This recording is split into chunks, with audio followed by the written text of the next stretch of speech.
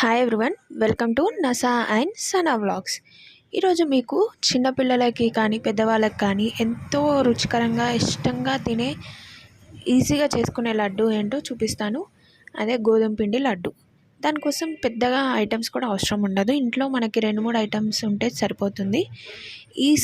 ఈ లడ్డూలు అంటే నాకు మాత్రం చాలా చాలా ఇష్టం. సో ఇది ఎలా చేయాలో ఇప్పుడు ప్రాసెస్ చూపిస్తాను, చూసేయండి.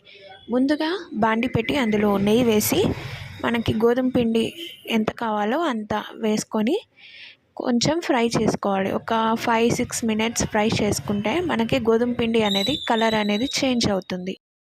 ఈ గోధుమ పిండిలో ఉండలు రాకుండా బాగా కలుపుకోవాలి. లైట్ బ్రౌన్ కలర్ వచ్చాక ఈ పిండిని పక్కన పెట్టుకొని చల్లారపెట్టుకోవాలి. ఇంతలోపు మనము చక్కెరని పౌడర్ చేసి పెట్టుకోవాలి. పిండి చల్లారాక అందులో మనకి టేస్ట్కి సరిపడ చక్కెర పొడి వేసుకొని ఉండలు లేకుండా బాగా కలుపుకోవాలి. మన పిండి చక్కెర రెండు బాగా కలిసిపోయాక అందులో పాలు వేసుకొని మనకి ఉండలు చుట్టుకునే కన్సిస్టెన్సీ వచ్చే వరకు మనము కొన్ని పాలు వేసుకుంటూ ముద్దగా చేసుకోవాలి.